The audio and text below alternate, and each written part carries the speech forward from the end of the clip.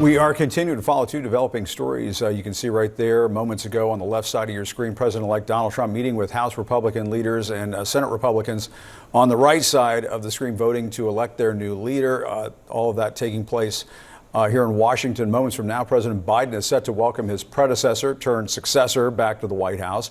Biden will meet in the Oval Office with President-elect Trump after vowing a smooth transition and emphasizing the importance of working with the incoming administration. Let's discuss more now with one of President Biden's longtime confidants, Democratic Senator Chris Coons of Delaware. Senator, thank you so much for being here with us. I did want to ask you, what do you make of this meeting between the two presidents? The president did extend this invite to Donald Trump after repeatedly calling him a threat to democracy. What does that say to the American people? Well, what our president, Joe Biden, has always said is you can't love our nation only when you win. We have, as a Democratic Party, lost this election, and President Biden is keeping his word that he will make a peaceful, orderly transition, something he was not given in 2020. There wasn't an orderly or responsible transition. Former President Trump didn't appear at President Biden's inauguration. And of course, there was January 6th. President Biden believes it's important for us to respect our institutions and to show that there will be an orderly transfer of power. I support him in that.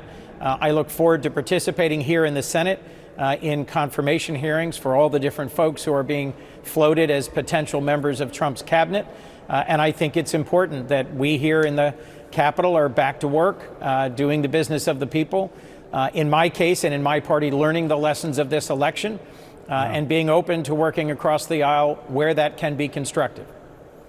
Yeah, I do want to ask you about the Democratic Party and moving forward. I do want to ask you, though, Trump has been moving quickly to staff his cabinet. Last night, he announced that Fox News host Pete Hegseth is his choice to head the Defense Department. He's expected to pick one of your Republican colleagues, Senator Marco Rubio, to be Secretary of State.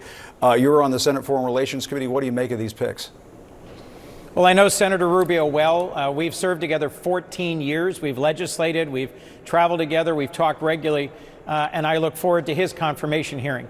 The way we should approach any such confirmation is with an open mind, ask tough questions, lay out our values and priorities, and see if there's alignment there.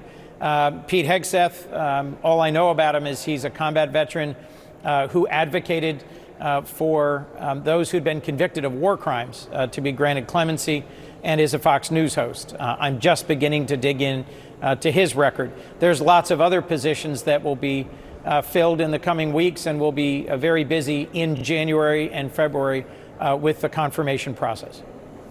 And Trump has also announced that he's establishing a so-called Department of Government Efficiency, picking two wealthy people to lead it, the richest man in the world, Elon Musk and Vivek Ramaswamy.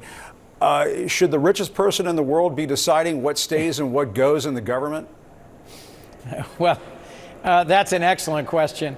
And I'm struck that, according to press reports, Elon Musk is accompanying President Trump today as he's visiting here on the Hill and in Washington. And I think it's important for us to be clear-eyed about the potential of his insights based on his business experience, but also the risks posed by someone with that amount of concentrated wealth and power, someone who's not in government, someone who's not been elected to anything, having really significant potential sway over decisions by the incoming administration. And Senator, you did mention the Democrats, and I would be remiss if I didn't ask you about the election we just had in this country. But 4 years ago, when he was running against Trump, President Biden called himself a bridge to the next generation of Democrats. Let's play some of that. I view myself as a bridge, not as anything else. There's an entire generation of leaders you saw stand behind me. They are the future of this country. As we saw, Senator Biden stubbornly ran for re-election, and he refused to step down after his debate performance until he was forced to. Does he bear some responsibility for Donald Trump returning to the White House? Well, Jim, two things. First, Joe Biden and Kamala Harris, as president and vice president, accomplished a remarkable amount in their first 2 years and had a very strong midterm. I'm proud of the work that they did together with many of us here in Congress to invest in infrastructure and manufacturing, to grow our economy, to strengthen the middle class. He's been the most pro-union president in history, and at a time when many are saying that the message of this election is that Democrats need to be connected to and hear the concerns of the middle class, I think Joe Biden has a strong record of that. I'll also mention, Jim, that around the world, other advanced economies and democracies like ours, Germany, the UK, Japan, Korea, they are throwing out incumbent parties, whether they're right, center, or left. And I think Vice President Harris faced some serious headwinds because of the general unhappiness over the direction of the economy. There are lessons for us to learn about turnout, about engagement, about how the good things that we got done didn't connect with middle Americans. And so we're beginning those conversations this week. I just came from one this morning. There'll be another one midday. And I look forward to hearing from folks in Delaware and around the country with their concerns about how we could do a better job in the future. And Senator, I wouldn't be doing my job if I didn't press you, though, a little bit. Do you think the president made a mistake in hanging in there too long and not giving the party a chance to have a nominating process, find a candidate who might be able to beat Donald Trump?